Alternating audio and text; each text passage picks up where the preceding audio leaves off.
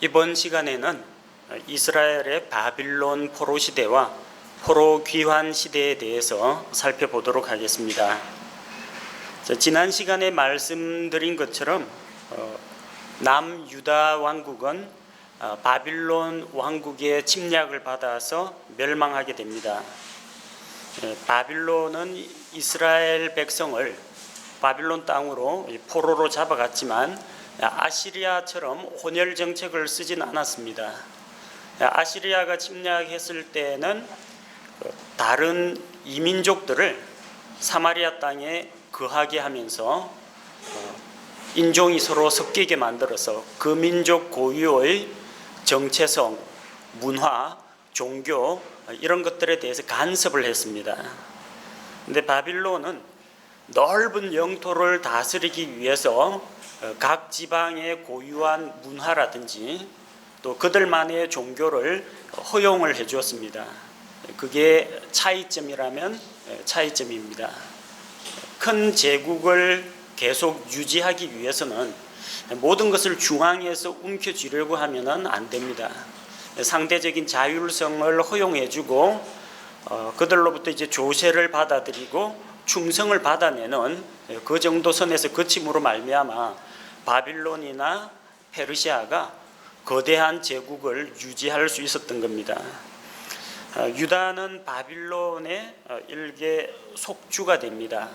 한 지역이 되는 거죠. 소아시아 지역, 팔레스타인 지역 이렇게 지역을 나눌 때 한 지역의 일부로 편입이 됩니다.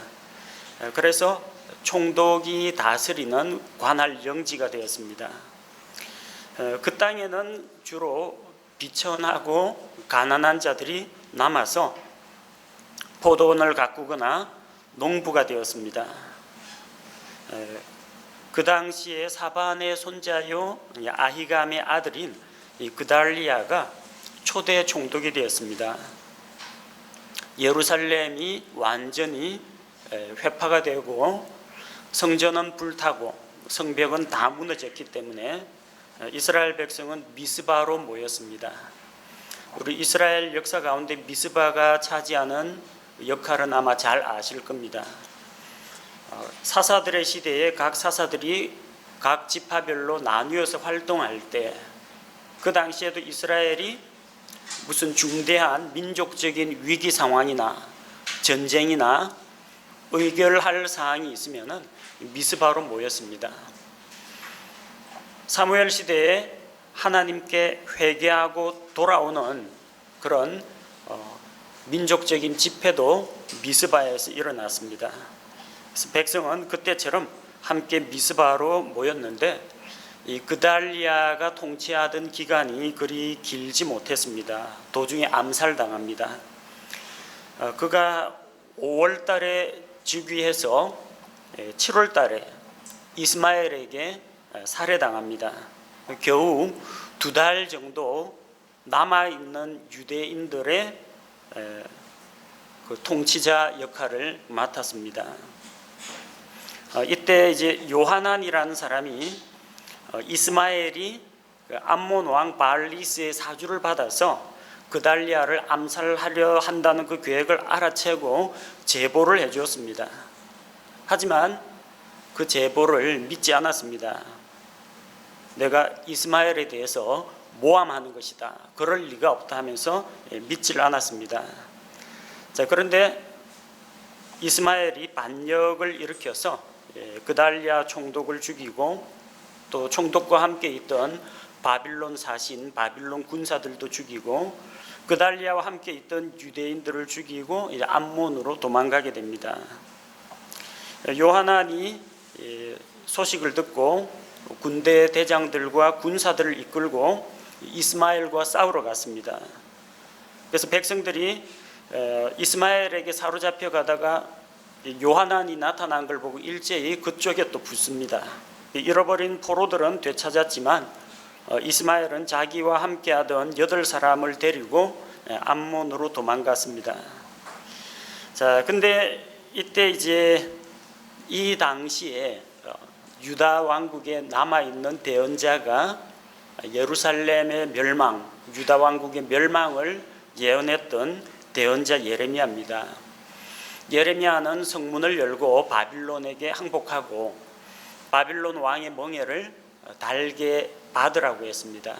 하나님의 징계를 받아들이면 하나님께서 다시 돌이키실 것이라는 것을 선포했습니다.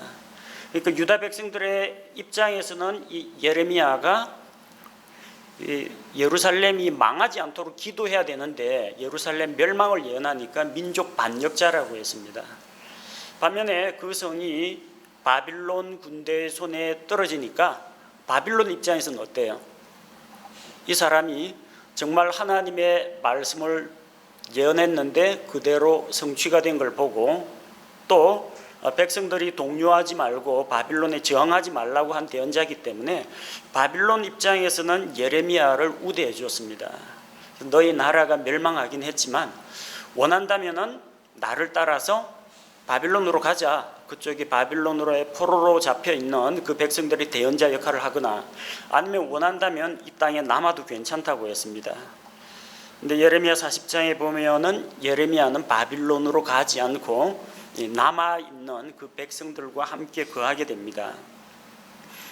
이스마엘의 반란을 평정한 요하난과 남아 있던 유대 백성들은 바빌론 군대가 자기들에게 보복을 할까 두려워했습니다. 왜냐하면 이 유대인들의 손에 바빌론에서 임명한 총독과 바빌론 군사들이 죽었으니까 반란군을 응징하겠다고 바빌론 군대가 침략할까 두려워했습니다. 그래서 예레미야에게 자문을 구합니다. 예레미야 42장 2절에서 6절 말씀 보면은 유대인들은 좋은 말로 예레미야에게 이야기합니다. 정말 이런 이야기 들으면은 대언자 입장에서는 아주 정말 마음에 들 겁니다. 예레미야 42장 6절에 백성들이 뭐라고 하느냐면 우리가 당신을 주 우리 하나님께 보내오니 일이 좋든지 나쁘든지 우리가 그분의 음성에 순종하리이다. 얼마나 좋은 말입니까? 우리가 주 우리 하나님의 음성에 순종하면 잘 되리이다 하니라. 무슨 문제를 가지고 자문을 구했느냐면 우리가 이집트로 내려갈까요 말까요? 이걸 물은 겁니다. 근데 이게 내려갈까요 말까요 하는 게 진짜 물어보는 게 아니라 대언자가 자기들 분위기 봐주고 분위기를 파악을 해서 자기들의 장단에 좀 맞추어서 자기들을 지지해 주는 그런 발언을 하기를 원한 겁니다. 근데 예레미야 대언자는 백성들의 눈치를 보지 않죠. 그래서 하나님께 가서 여쭤보고 또 하나님께서 하시는 말씀을 그대로 그들에게 대언을 해 주었습니다. 그래서 이제 열흘 뒤에 주의 말씀이 예레미야에게 임해서 그 백성들에게 이야기합니다. 예레미야 42장 10절에 보니까 너희가 이 땅에 머무르면 내가 너희를 세우겠다. 헐지 않겠다. 너희를 심고 뽑지 않겠다. 또 너희에게 내린 이 재앙에 대해서 이제 다시 뜻을 돌이키겠다고 약속했습니다. 바빌론 왕을 두려워하지 말라. 그들이 너희에게 긍휼을 베풀어 줄 것이라고 했습니다. 그러나 너희가 만약에 하나님의 음성에 순종하지 아니하고 14절에 전쟁도 없고 배고픔도 없는 이집트 땅으로 내려가려고 하면은 바빌론 군대가 이집트까지 가서 너희를 이제 따라잡고 죽일 것이라고 했습니다. 그런데 백성들은 자기들이 진정으로 하나님께 순종하겠다는 그런 결심을 한 것이 아니었습니다. 42장 20절 말씀해 보니까 너희가 나를 주 너희 하나님께 보내며 이르기를 우리를 위해 주 우리 하나님께 기도하고 주 우리 하나님께서 말씀하시는 모든 것대로 우리에게 밝히 알리소서. 우리가 그것을 행하리이다 하여 너희 마음속으로 속였느니라. 자기를 속이는 것이었습니다. 이제 내가 이날 그것을 너희에게 밝히 알렸으되 하나님의 뜻과 하나님의 말씀을 알렸는데 너희가 주 너희 하나님의 음성에 순종하지 아니하고 그분께서 나를 너희에게 보내사 이루시려는 것에도 순종하지 아니하였다고 이야기합니다. 목회자에게 상담받으러 오는 사람도 이런 사람들 많습니다. 마음속에 자기 나름대로 답은 다 정해놨습니다. 여기에 대해서 하나님께서 자기한테 인정 도장만 찍어주기를 원하는 그런 입장으로 자문을 구합니다. 하나님이 이리 가라고 하건 저리 가라고 하건 어느 쪽이건 순종할 준비가 되어 있습니다 하면서 목사님 한번 기도해보고 하나님의 뜻이 무엇인지 알려주십시오. 그래서 그에게 가장 필요한 것이 무엇인지 분별해서 이야기를 하면요, 자기 뜻하고 맞으면은 옳았구나 하고 자기 계획대로 하는데, 자기가 계획했던 거하고 상담 내용하고 다르면 어떡합니까? 하나님께서 당신에게, 목사님에게 이야기하지 않았다. 그래, 하나님의 뜻은 내 계획이다. 내 계획에다가 하나님의 뜻을 맞춥니다. 유대인들이 이랬습니다. 그래, 어떻게 했어요? 대언자는 하나님의 말씀을 그대로 일러주었지만 그들은 하나님의 말씀을 거역하고 이집트로 내려갔습니다. 그래서 예레미야 43장에서 44장에 나오는 내용이 이집트로 내려간 유대인에 대한 이야기입니다. 요하나는 유다의 남은 자들을 이끌고 이집트의 다바네스로 내려갔습니다. 예레미야는 하나님의 말씀을 따라서 벽돌 가마속에 큰 돌을 감추었습니다. 나중에 그 자리에 느부갓네살이 이끄는 이제 바빌론 군대가 이집트를 침략해 들어와서 느부갓네살이 그 위에다가 자기 장막을 치게 될 것이라고 예언을 했는데 그게 그대로 이루어집니다. 이때 이집트 전역에 흩어진 자들, 디아스포라, 흩어진 유대인들, 이들은 아무도 유다 땅으로 돌아가지 못합니다. 유다 땅에 그대로 남아 있으면 하나님께서 그들을 안전하게 보호하겠다고 했는데, 떠난 자들은, 요한과 함께 이집트로 내려간 자들은 더 이상 하나님의 도우심을 받지를 못합니다.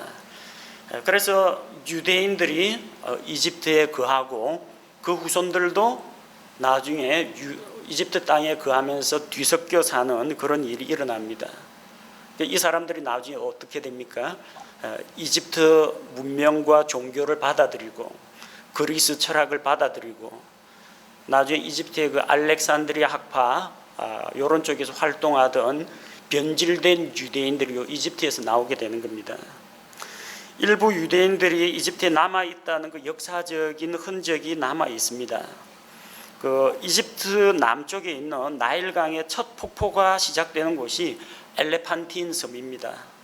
여러분 단체 게시판에 오늘 올려준 자료에 보면 아스완 지역에 있는 그 엘레판틴 섬이 있습니다. 위쪽에 영문으로 된 지도가 있고 아래쪽에 한글 지도가 나오는데요. 섬이 길이가 2km, 폭이 500m입니다. 마치 그 코끼리 상아처럼 생긴 섬인데요.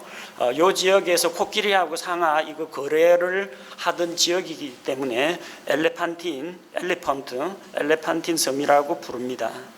이 지역이 왜 중요하냐면요.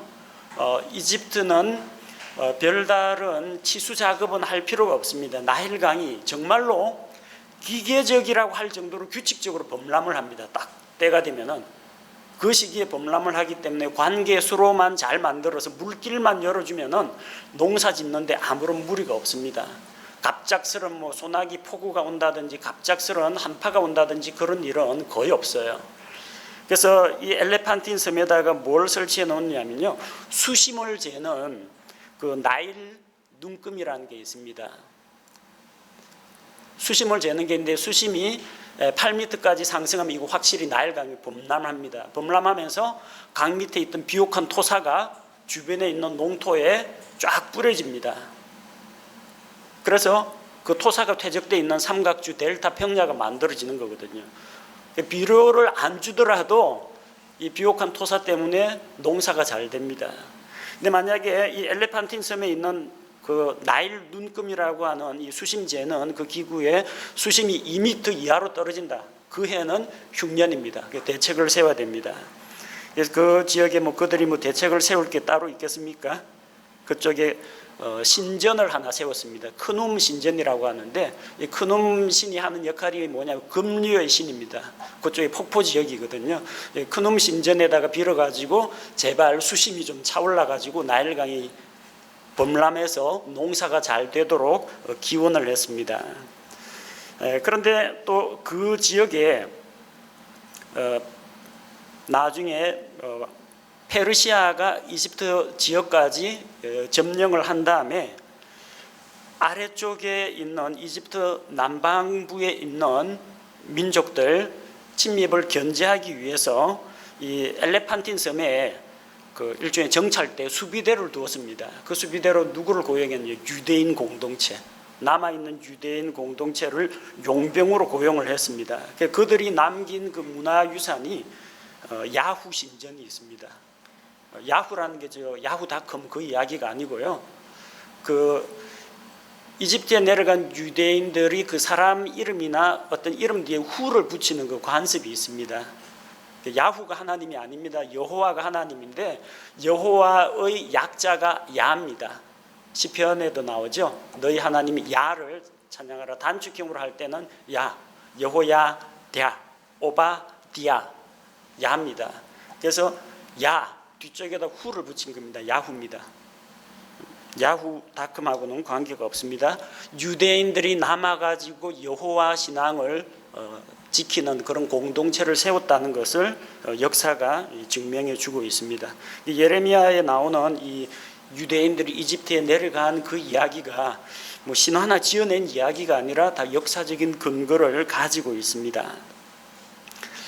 자, 이 바빌론 포로 시기에 대해서 이해를 하려면 이제 바빌론 이 제국, 바빌론 왕국에 대해서 그 통치자들에 대해서도 우리가 좀 이해를 할 필요가 있습니다. 우리가 알고 있는 이 예루살렘을 함락시킨 왕 느부갓네살이죠. 전쟁에 아주 뛰어난 인물입니다. 그 두로를 위쪽에 두로 시돈 그 지역을 포위해서 공격하고 남쪽으로 내려와서 예루살렘을 정복하고 그리고 코엘레 시리아라고 해서 시리아의 남쪽입니다. 레바논 산맥과 그 건너편에 있는 안틸 레바논 산맥구 아래쪽 그 지역이 코엘레 시리아입니다. 그리고 모압과 암몬까지 이제 원정을 갔습니다. 남쪽으로는 더 남쪽에 뭐가 있어요? 이집트가 있죠. 이집트 왕 호브라와 그의 후계자인 아마시스를 정벌했습니다. 그래서 유대인들은 이집트로 내려가면 전쟁도 기근도 보지 않을 것이라고 내려갔는데 결국은 느부갓네살이 이집트까지 내려가서 이집트를 칩니다. 그 와중에 유대인들도 죽게 됩니다. 또 우리 성경에 다니엘 4장 30절에 보면요, 느부갓네살이 자기가 지은 바벨론 도성을 보고 크게 기뻐하면서 자기 자신을 높이고 영광을 돌리는 그런 이야기가 나옵니다. 그의 교만 때문에 그가 왕위에서 쫓겨나죠. 짐승과 같이 되어가지고 왕위에서 쫓겨났다 나중에 제정신이 들어서 왕궁으로 돌아옵니다. 다니엘 4장 30절에 보면 왕이 말하여 이르되, 느부갓네살이죠, 이 큰 바빌론은 내가 내 권능의 힘으로 건설하여 왕국의 집으로 삼고 내 위엄의 존귀로 삼은 것이 아니냐 하며 이런 교만한 말을 했는데, 바빌론이라는 거대한 도시 요새를 구축을 했습니다. 궁전을 짓고 또 그 바빌론 땅은 거의 뭐 사막지대입니다. 그 오아시스가 몇 군데 있고 강물을 끌어들이고 이래야 되기 때문에 운하를 팠습니다. 도로도 만들고 바빌론 사람들이 섬기는 창조신 마루둑의 대신전도 건설을 했고요. 그 중에 세계 7대 불가사의 중에 하나로 꼽히는 공중정원이 바로 이 느부갓네살이 만든 겁니다. 보통 사람들이 공중정원 하니까 정원이 뭐 공중에 붕붕 떠 있는 걸로, 뭐 우주인도 아닌데 어떤 그런 기술이 있었나 하는데 그런 공중정원이 아니고요, 진짜 공중에 정원이 있는 것처럼 보이는 그런 정원입니다. 이 느부갓네살이 메디아 출신의 그 왕비 아뮤티스를 데리고 왔습니다.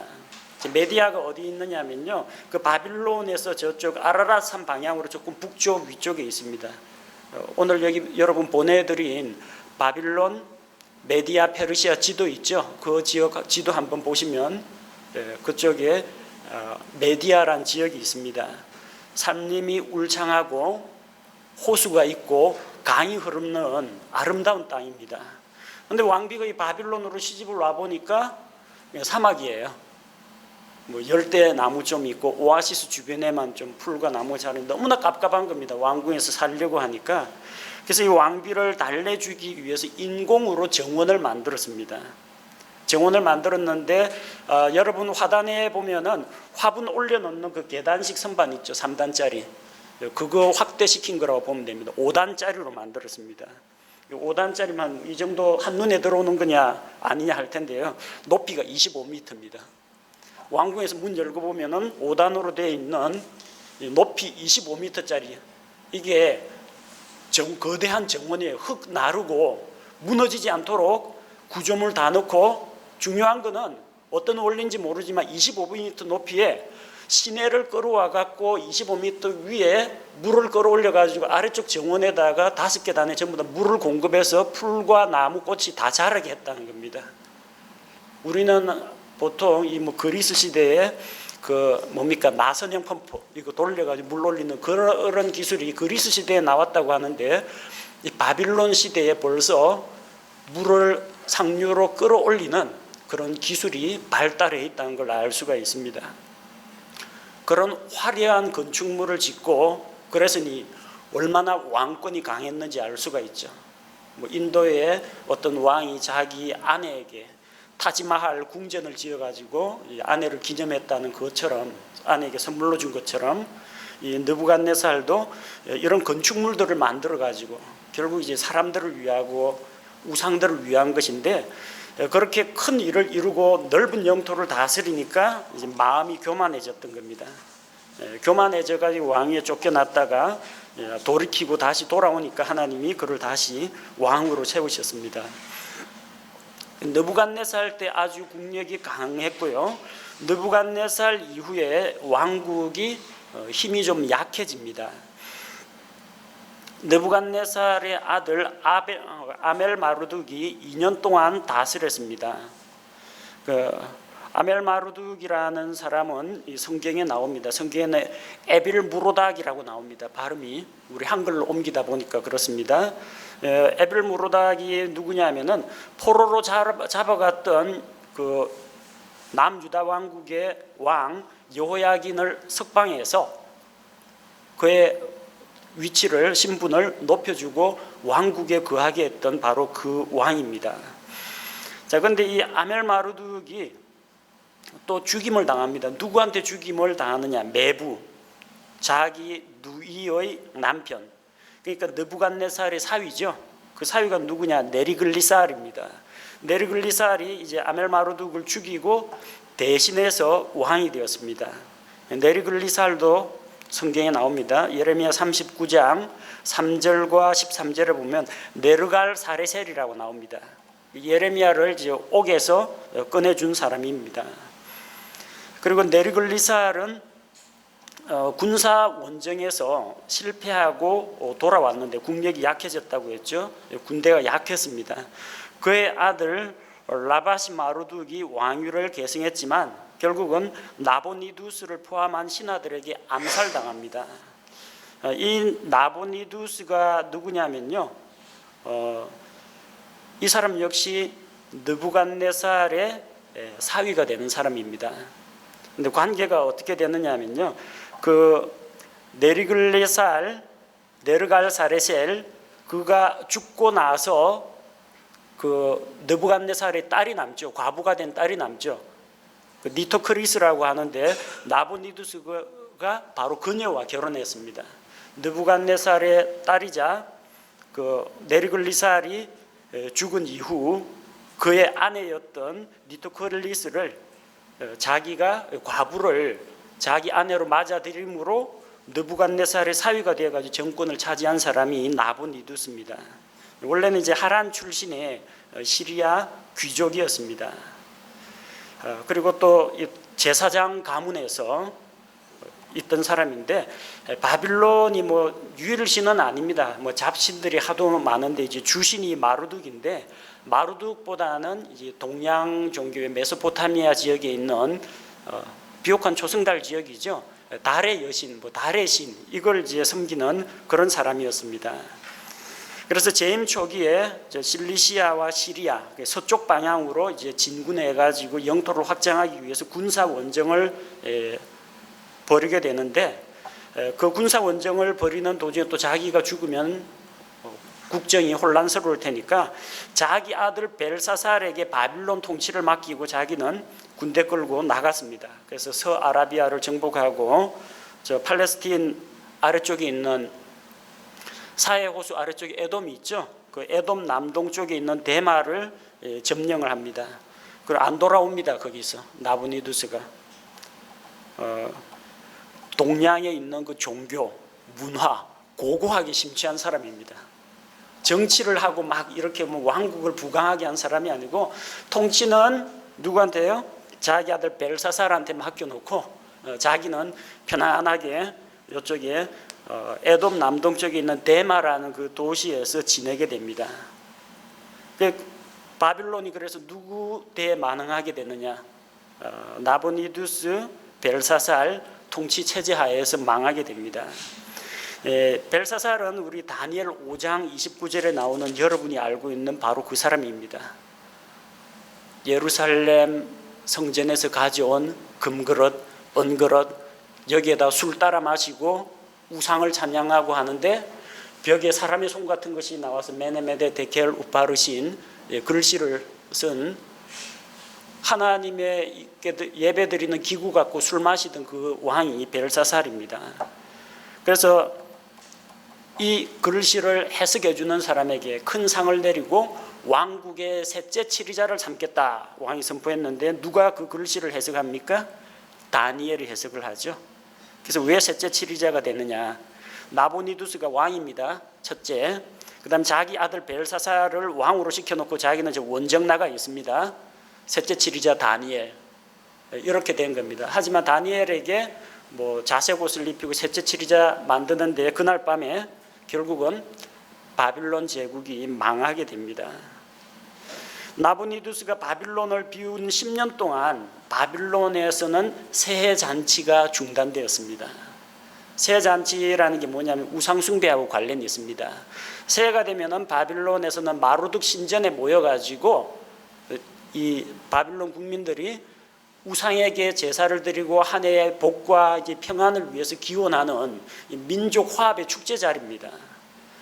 그런데 나부니두스는 마루둑 숭배한 사람이 아니에요. 그러니까 뭐 그 신전 제사 뭐 알아서 하라 하고 10년 동안 자리를 비운 겁니다. 10년 동안 마루둑 행사가 없어요. 그래서 나중에 사제들이 반란을 일으킵니다. 백성들 민심도 이 현 왕조 체제에 대해서 반감을 품게 된 겁니다. 그게 나중에 바빌론 함락 이야기할 때 다시 언급하겠습니다. 페르시아가 등장할 때 바로 요 무렵이었다는 겁니다. 나부니두스는 10년 동안 자리를 비우죠. 마루둑 축제 새 잔치는 열리지가 않죠. 벨사살은 어리석게도 주 하나님을 모욕하는 그런 행동을 할 바로 그때 바빌론이 망하게 됩니다. 당시 유대인들이 바빌론에서 포로 생활할 그 당시 다니엘이 포로로 끌려간 왕족과 귀족들 가운데 있었습니다. 다니엘 1장 3절에서 5절에 보면은 왕이 자기 내시들의 우두머리 아스부나스에게 말하여 그가 이스라엘 자손과 왕의 시와 통치자들 중에서 곧 몇 사람 그 유대인들에게 바빌론 갈대아의 학문과 이런 것들을 가르치도록 하고 나중에 왕 앞에서 모셔서는 그런 신하가 되도록 유능한 인재를 발굴하도록 했습니다. 다니엘과 다니엘의 세 친구들입니다. 그들이 왕족 귀족 출신이었다는 겁니다. 근데 다니엘은 하나님의 계시를 받아서 꿈을 해석하는 그런 능력이 있었습니다. 그래서 느부갓네살 왕의 꿈을 해석해주고 인정을 받습니다. 또 벨사살 왕의 그 술잔치 거기에 나타난 손가락으로 쓴 그런 글씨도 해석을 해줍니다. 또 그가 직접 환상을 보기도 했습니다. 그래서 다니엘서에 이런 바빌론에서 살던 유대인들의 그런 생활상이라든지 바빌론의 종교 문화 풍습에 대한 그런 기록들이 나와 있습니다.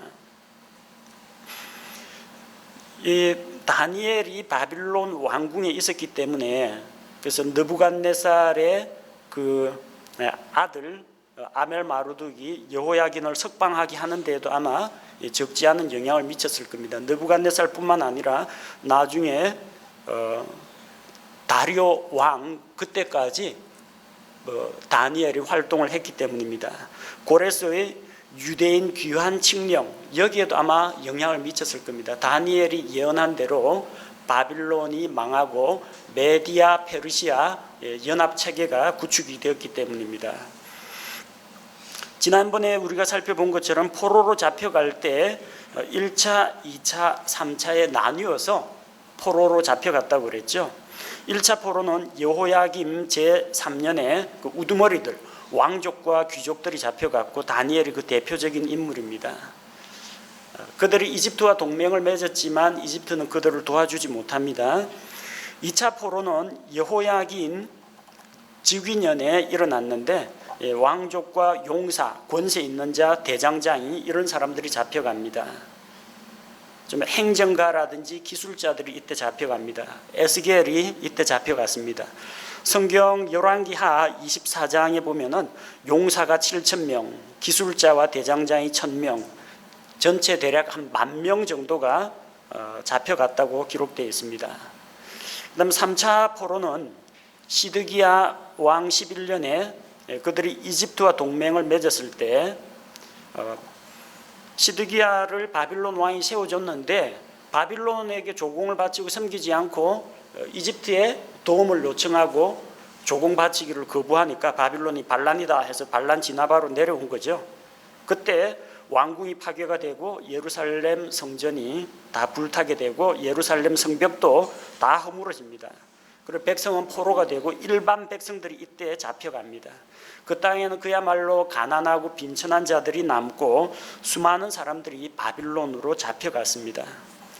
자, 에스겔은 이때 잡혀갔는데 포로가 된 그런 2차 포로 때 잡혀간 이 에스겔은 포로가 된 백성과 함께 그들과 함께 거하면서 그들의 죄를 꾸짖고 구원과 소망의 말씀을 전했습니다.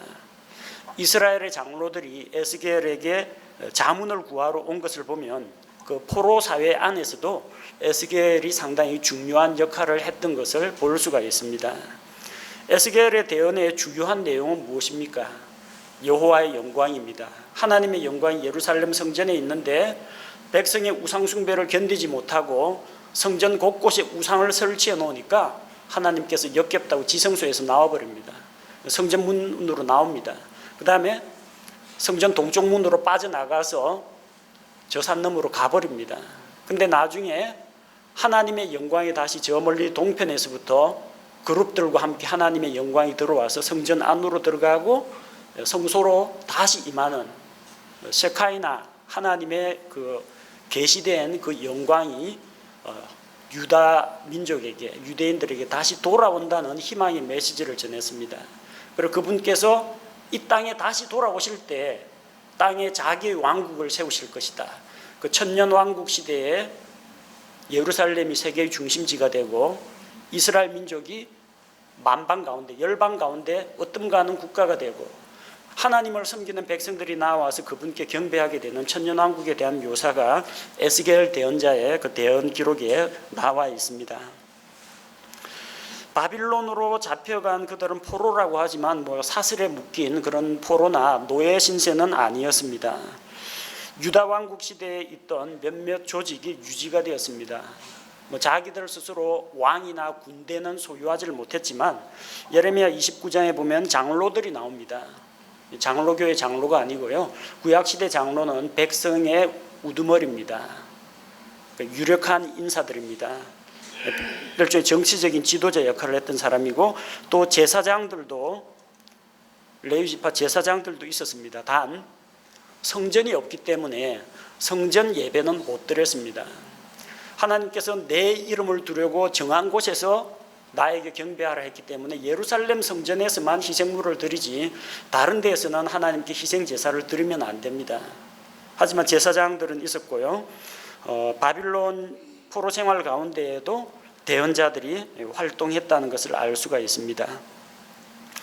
포로라고 해서 포로 수용소에 갇혀 있는 건 아니고 일정한 땅을 그들에게, 넓은 땅을 그들에게 줍니다. 그리고 거기서 집 짓고 밭을 가꾸고 농사 짓고 살도록 합니다. 대신에 꼬박꼬박 국가에 세금을 내는 의무를 지어야 했습니다. 에스겔 8장 1절에 보면 에스겔은 자기 집에 거주했다 그렇게 기록되어 있고, 여호야긴은 감옥에서 나온 이후 왕이 그에게 권력도 주었습니다. 그러니까 포로이긴 합니다만 이 바빌론은 융화 정책, 포용 정책을 썼다는 것을 알 수가 있죠. 예레미야 29장 1절 25절에 보면은 저 바빌론에 있던 사람하고 유다 땅에 있던 사람들이 서로 편지도 주고받았다는 걸 볼 수가 있고, 또 기술자와 대장장이들은 바빌론에 고용되어서 거기서 일을 했던 것을 볼 수가 있습니다. 왕궁과 예루살렘 성전 짓던 그 건축 실력들, 그리고 하나님의 성전을 만들면서 각종 새기고 부어서 만들고 조각하는 그런 기술자들이 있죠. 그다음에 전쟁 무기라든지 농사 기구 만들던 대장장이들, 이런 사람들이 바빌론에 가서 여러 가지 영향을 미친 겁니다. 그리고 바빌론 지역에 있는 카바리 운하의 니풀에서 상업 서판이 발견되어 있는데, 그 서판에 새겨진 이름들 보면 유대인 장사꾼들 이름들이 다 나옵니다. 거기에 유대인들이 거기에서 거주하면서 그런 활동들을, 상업 활동을 했다는 것을 알 수가 있습니다. 유대인들이 주로 모여 살던 그곳이 이제 그발 강가인데, 에스겔서의 그발 강이라는 강이 나옵니다. 에스겔이 약 7일 동안 머물던 텔 아비브, 이스라엘의 텔 아비브 아닙니다. 그발 강가에 있는 그 텔 아비브가 운하를 끼고 있는 운하상의 도시입니다. 그 지역에서 이스라엘 팔레스틴에서 이스라엘 민족이 쓰던 것하고 똑같은 도자기들이 이제 발견됨으로 말미암아 거기가 유대인 공동체가 있던 곳이라는 것을 이제 추측하게 만들어 줍니다. 자, 바빌론 제국 시대가 끝나고 이제 페르시아가 등장하는데요. 페르시아 왕 고레스 왕 때 유대인들 돌아갈 수 있도록 기환 칙령이 내리게 됩니다. 자, 고레스가 페르시아를 건설하는 그 과정을 살펴보면요, 여러분 그 아침에 보내준 그 지도 있죠? 그쪽에 보면은 왼쪽에 터키 지역에 리디아가 있고요, 아래쪽에 팔레스틴과 이집트가 있고, 그 다음에 아시리아가 있고, 아래쪽에 강을 끼고 바빌론이 있고, 그 위에 넓은 땅이 메디아라고 표시되어 있고, 메디아와 바빌론 사이에 엘람이라고 흰색으로 표시된 지역이 있습니다. 엘람, 이쪽도 바빌론 영토인데, 엘람 지역에는 조그마한 지역 왕입니다. 조그만 소국을 다스리는 엘람 지역의 안산왕 캄비세스 1세라는 사람이 있습니다. 근데 캄비세스 1세가 이제 메디아의 마지막 왕 아스티게아스의 사위가 됩니다. 아스티게아스의 딸 만다네하고 결혼을 하게 됩니다. 이 배경을 살펴보면요, 아시리아가 강성해질 때 이 아시리아가 바빌론 출신의 나보폴로사르라는 사람이 이제 반역을 일으킵니다. 그래서 아시리아와 바빌론은, 아시리아가 크면은 바빌론이 약해지고 바빌론이 크면 아시리아가 약해지는 그런 관계였는데, 그때 이 아시리아 제국에 대해서 반역을 일으킨 사람이 누구냐면요, 바빌론의 나부콜라살, 그리고 누구하고 손을 잡았느냐, 메디아 왕국의 키악사레스하고 손을 잡았습니다. 그래서 같이 아시리아를 치고 니누에를 함락시킵니다. 그 키악사레스라는 메디아 왕의 아들이 누구냐면 아스티기아스입니다. 근데 아스티기아스의 딸이 만다네인데, 이거는 페르시아 전승 이야기에 나오는 겁니다.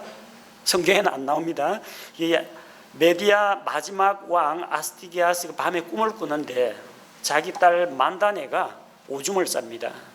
그 오줌이 점점 차올라 가지고 큰 강을 이루고 메디아 지역이 다 잠깁니다. 그래서 이 박사들, 마술사들, 점술사들을 불러 가지고 이게 뭔 징조냐니까 공주님 때문에 나라가 망할 운명입니다. 이쪽은 오줌에 잠기면 나라가 망한다고 생각했습니다. 우리는 삼국 유사에서 김춘추와 김유신 여동생 보희와 문희, 보희가 그 남산에 올라가서 오줌을 쌌는데 서라벌이 다 잠기는 그 꿈을 듣고 문희라는 여동생이 비단 치마 주고 그 꿈을 자기 것으로 만들죠. 그 꿈을 사가 어떻게 됩니까? 김춘추한테 시집 갑니다. 왕비가 됩니다.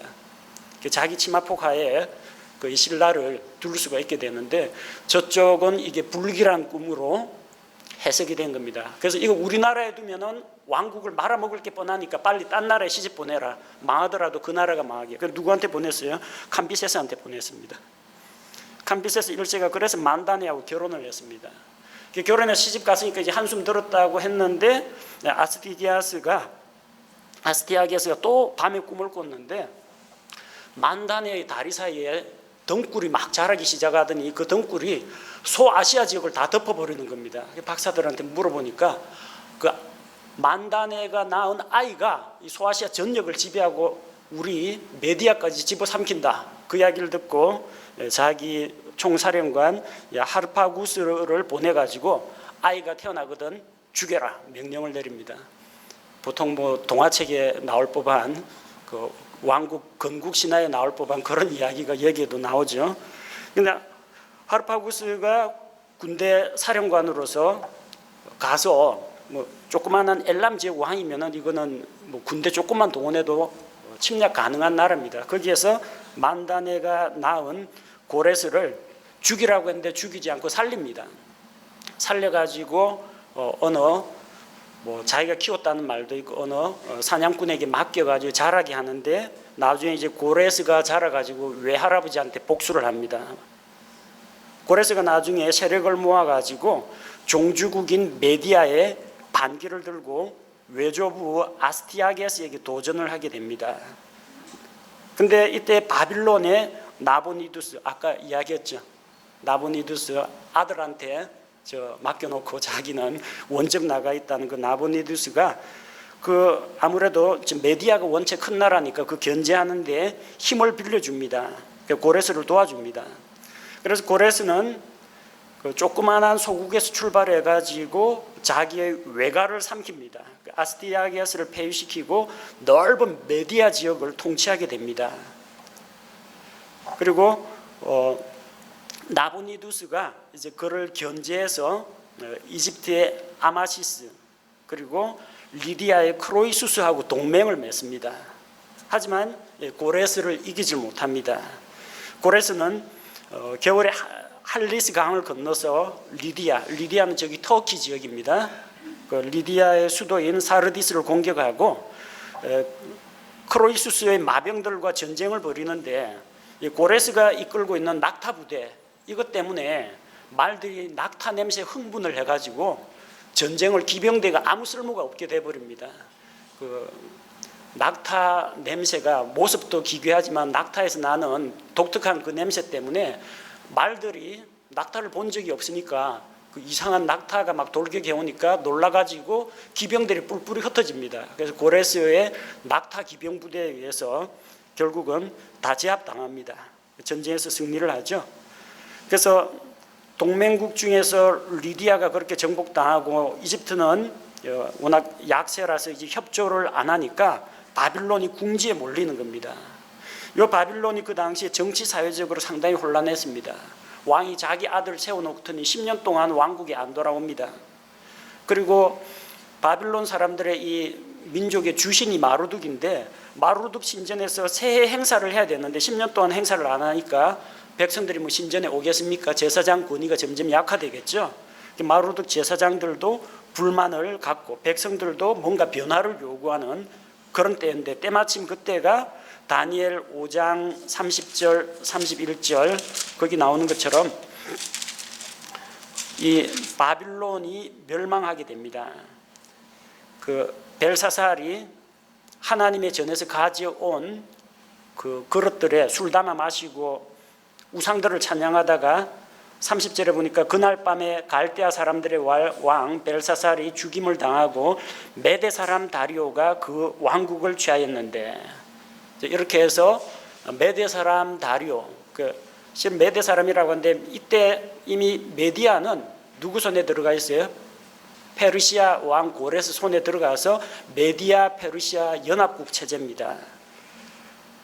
그래서 바빌론이 페르시아에 망했다 해도 맞고 메디아에게 망했다 해도 뭐 똑같은 이야기입니다. 자, 역사 기록에는 이 벨사살에 대한 기록이 남아 있지 않은데 성경에는 남아 있습니다. 근데 성경에 보면은 다리오라는 이름이 세 사람이나 나옵니다. 그래서 헷갈리면 안 됩니다. 여기에 나오는 메대 사람 다리오가 누군지에 대해서는 학자들마다 견해가 조금씩 다릅니다. 과연 벨사살을 죽이고 바빌론을 점령한 메대 사람 다리오는 누군가? 일설에 의하면은 고레스 본인의 또 다른 이름이라는 그런 이야기가 있습니다. 다니엘 6장 28절을 학자들에 따라서는 어떻게 읽느냐면, 이와 같이 이 다니엘이 다리오의 통치와 페르시아 사람 고레스의 통치 때에 형통하였더라.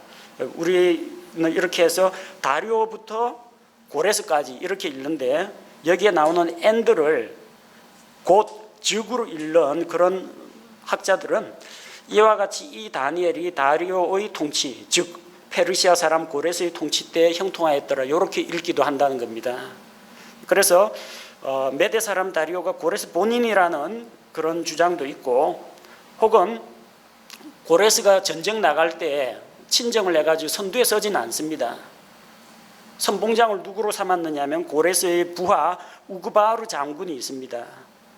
그래서 우그바르 장군이 아마 메대 사람 다리오일 것이다.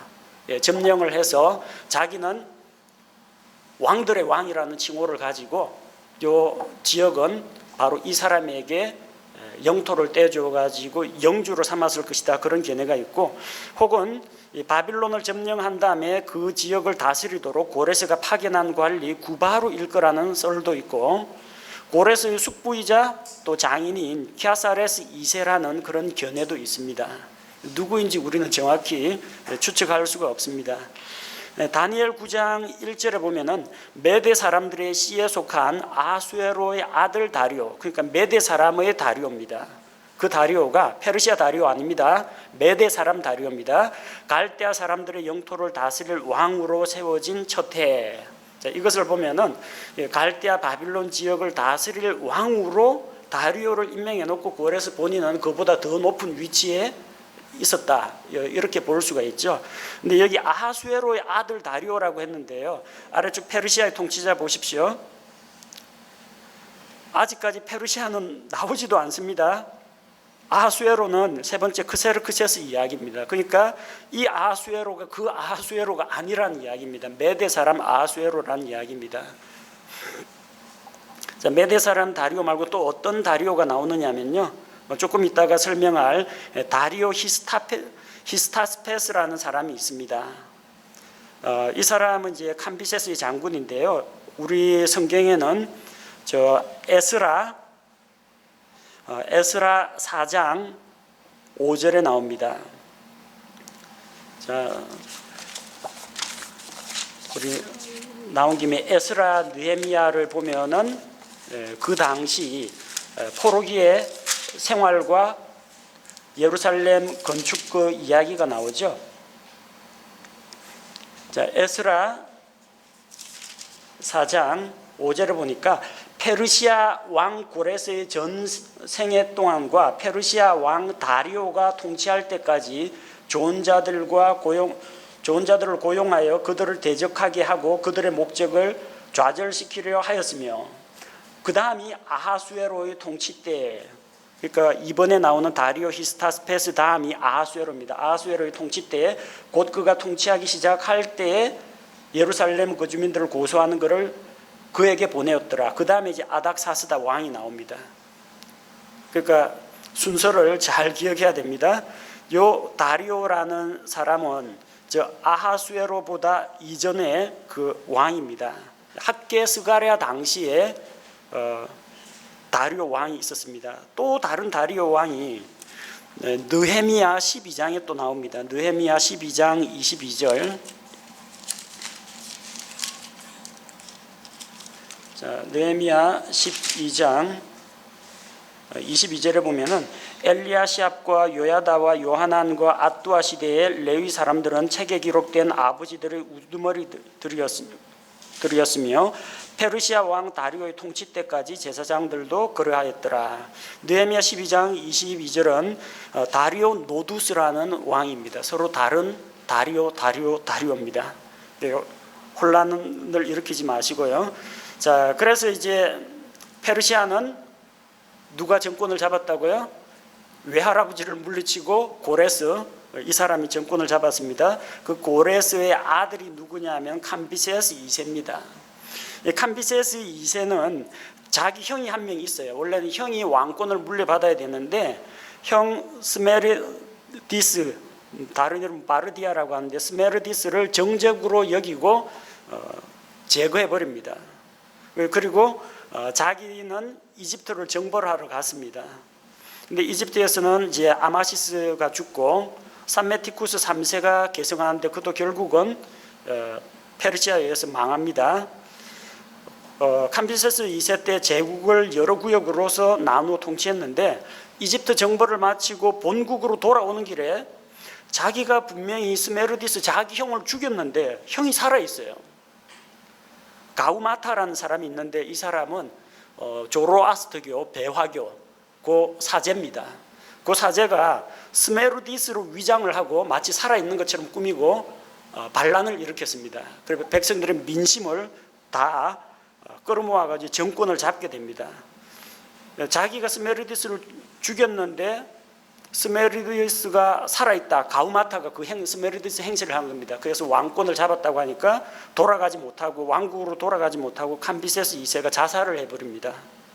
이런 어처구니 없는 그런 일이 벌어지는데 그 다음에 이제 그 캄비세스 밑에서 충성을 하던 그 장군이 있어요. 그 사람이 다리오 히스타스페스입니다.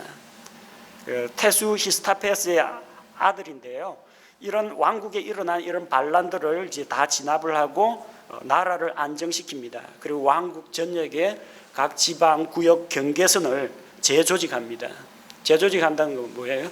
반란의 조짐이 있으면 적당히 선 꺼갖고 다른 영토에 떼갖고 편입해가지고 이들이 함부로 단결을 못하도록 영토를 재정비하고 새로운 통치자들을 임명해가지고 자기 권위하에 두었다는 이야기입니다.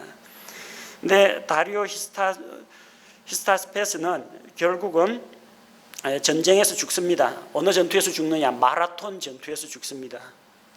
마라톤 전투 아시죠? 원래 이 마라톤 전투가 어떻게 일어나게 되느냐면요. 그리스 역사 보시면 알겠지만 이 아테네하고 스파르타가 상당히 견제를 합니다. 스파르타는 군사 강국입니다. 어릴 때부터 애들을 스파르타식으로 강하게 훈련을 시켜서 전사를 길러내고 아테네는 학문과 교양과 예술 이런 걸 가르쳤습니다. 전쟁하면 누가 이길 것 같아요? 스파르타가 이깁니다. 그래서 아테네에 히피아스라는 통치자가 있었는데 이 통치자가 귀족들로부터 신임을 얻지를 못했습니다. 이 히피아스를 아테네에서 내쫓기 위해서 아테네의 귀족들이 스파르타 군대를 끌어들였습니다. 그래가지고 쫓아냈어요. 지도자 쫓아냈습니다. 근데 스파르타가 안 나갑니다. 도와주러 와가지고 점령군이 돼가지고 자리를 안 비키는 겁니다. 아테네까지 집어삼키겠다는 이야기죠. 그래서 스파르타를 내쫓기 위해서 이번에는 아테네 사람들이 페르시아에 사신을 보내가지고 군사 원조를 요청했습니다. 페르시아에서 하는 말이 땅과 물을 바쳐라 그러는 겁니다. 땅과 물을 바쳐 뭐 이야기입니까? 우리말로 하면 너희 조국의 산하를 바쳐라. 그게 뭡니까?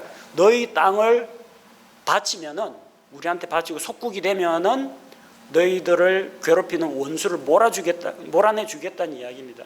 근데 아테네 사람들은 그 그리스 형식 논리학, 3단 논법 이런 걸 하니까 땅과 물, 땅은 땅이고 물은 어려운 거 없지. 물 이만한 대에 담고 흙 한 사 파가지고 진짜로 땅하고 물을 바쳤어요. 그게 왕국의 영토를 말하는 거라는 상상도 못했어요. 근데 페르시아에 보니까 실물을 가지고 오니까 충성을 할 각오가 돼 있구나 생각하고 도와주겠다고 한 겁니다. 근데 페르시아에서 군대가 오기도 전에 아테네 시민들이 힘을 모아가지고 페르시아를 내쫓았습니다. 자, 근데 어떻게 해요? 영토를 바치겠다는 조약에 이미 사인을 했는데, 그래서 페르시아하고 맺은 조약을 파기를 시켰습니다. 일방적으로. 페르시아 사절이 땅과 물은 어떻게 됐느냐 하는데 페르시아 사절을 잡아가지고 구덩이에 쳐놓고 죽여버렸습니다. 전쟁이 벌어진 겁니다. 그래서 정벌하자 해가지고 그리스로 이제 쳐들어가는데 싸울 거냐 말 거냐. 아테네에서는 우리는 저쪽은 먼 길을 오기 때문에 식량이니 뭐니 제대로 준비가 안 됐을 거니까 우리는 농성전하자, 성문 닫고 결사항전을 하자 하는데, 밀티아데스라는 장군이, 이 사람은 옛날에 페르시아 영토의 일부였던 이오니아 출신입니다. 페르시아 전술을 너무나 잘 알고 있는 사람이에요. 나가서 성문을 우리가 걸어 잠그고 싸우면은 안전하게 싸울 수는 있는데 양식 떨어지고 물 떨어지면 죽는다. 나가서 싸워야 된다. 그래서 결국은 나가서 싸우는데 브라나 계곡이라고 하는 요 좁은 계곡이 있어요. 계곡을 사이에 두고 계곡 저편, 계곡 이편 전쟁을 벌이는데 병력이 비교가 안 됩니다. 페르시아의 엄청난 군대하고 또 그 당시에 무적으로 알려지는 그 이모탈이라고 하는 페르시아의 불사신 군대가 있습니다. 안 죽는 게 아니라 이 사람은 중갑 보병이에요. 전부 다 이 중금속으로 무장을 한, 말도 단단히 철갑으로 무장한 그 기마를 타고 돌격하면요 막을 군대가 없어요. 근데 이 페르시아의 전술이 뭐냐면 기병대가 먼저 말 몰고 장창 휘두르면서 쫙 지나갑니다. 그래서 대열을 흩어놔요. 그러면 경보병들이 다니면서 전장 수습을 하는 이런 전술입니다. 돌파를 안 당하기 위해서 브라나 계곡에다가 밀집 방진을 한 겁니다. 병사 옆에 병사 빼곡이 좌우로 밀착해가지고 방패 들고, 방패 사이에 긴 창만 딱 들고 기병을 상대하기 위해서. 그 다음에 계곡 옆쪽에도 목책을 쌓아가지고 입구를 완전히 줄여버렸어요. 옆으로 기병들이 치고 들어오지 못하도록. 자, 그래가지고 이 기병이 치고 나가야 되는데 이 장창 부대가 있으니까 말부터 찔립니다. 그러면 기병은 땅에 다 꼬꾸라지겠죠. 기병이 접근을 못합니다. 경보병을 보냈는데 경보병은 뭐 가죽 갑옷 아닙니까? 장창에 다 꿰뚫렸어요. 그래서 안 돼가지고 결국은 마침내 중갑보병이 척척척 행군해가 오는데 힘에서 밀립니다. 중갑보병이 밀면은. 그래서 밀티아데스의 전술이 뭐냐면 중간으로 쐐기 모양으로 화살표 모양으로 딱 들어오는데 옆에는 남겨두고 중앙에 있는 부대는 후퇴를 시켰어요. 자기들이 이기는 줄 알고 중갑보병이 오는데 보니까 하객진에 걸렸습니다. V자 모양이. 양 사방에서 치니까 결국은 적들이 다 죽게 된 겁니다. 그리고 이 기쁜 소식을 알려라 해가지고 42.195km를 달려가가지고 아테네에 도착해서 마지막으로 나이키 승리했다 그 소리를 하고 결국은 장렬하게 전령이 죽게 됩니다. 그게 마라톤, 오늘날 마라톤 경기의 유래가 되죠. 그때 마라톤 전투에서 패배한 그 왕이 다리오 시타스페스입니다. 그 다음 왕이 크세르크세스 1세, 성경에는 우리 에스더기에 나오는 아하수에로 왕입니다. 아하수에로 왕 2년 동안 자기 그 왕국에 있던 반란들을 진압하고 왕권을 강화시켰습니다. 그리고 이 선대의 복수를 하기 위해서 그리스를 정벌하기 위해서 대규모 군사 원정을 벌입니다. 초창기에는 승리했는데 살라미스 해전에서 크게 참패를 합니다. 그리고 마르도니우스가 이끄는 육군도 플라타야 전투에서 패배를 하게 됩니다. 그래서 왕국이 쇠망하는 그런 단계를 밟게 됩니다. 그 아들이 누구냐면 아닥사스다 롱기마누스입니다. 우리 성경에는 아닥사스다로 되어 있고요. 일반 역사에서는 크세르크세스의 뒤에 일어난 왕이라 해서 아르타크세르크세스라고 합니다. 근데 아르타크세르크세스나 아닥사스다라는 이름보다도 롱기마누스라는 이름으로 더 유명합니다. 롱기마누스가 뭐냐면요, 오른손이 더 길다는 이야기입니다. 뭐 기형이라서 그런지 모르겠는데 오른손이 아주 긴 그 신체적인 특징 때문에 롱기마누스라는 별칭을 얻었습니다. 자기 아버지가 궁중 수위대장 아르타바누스에게 암살당했습니다.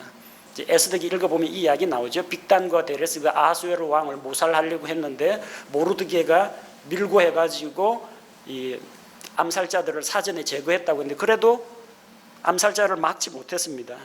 궁중 수비대장에게 죽임을 당했습니다. 그리고 그 아들 아닥사스다가 왕위를 계승하게 됩니다. 그는 아수에르 왕의 아들이요, 느헤미야에게 예루살렘 재건을 맡긴 사람입니다. 그래서 고레스 왕의 칙령에 의해서 돌아가서 예루살렘 성전을 건축하는 일을 하고 느헤미야, 에스라 요 시대에 예루살렘 성벽을 다시 복원하는 일을 합니다. 그 뒤에 계속해서 이제 페르시아 통치자 왕조들이 이어지는데 갈수록 국력이 약해져 가지고 결국은 그리스에서 일어난 알렉산더 대왕의 군대에 의해서 멸망당하게 됩니다.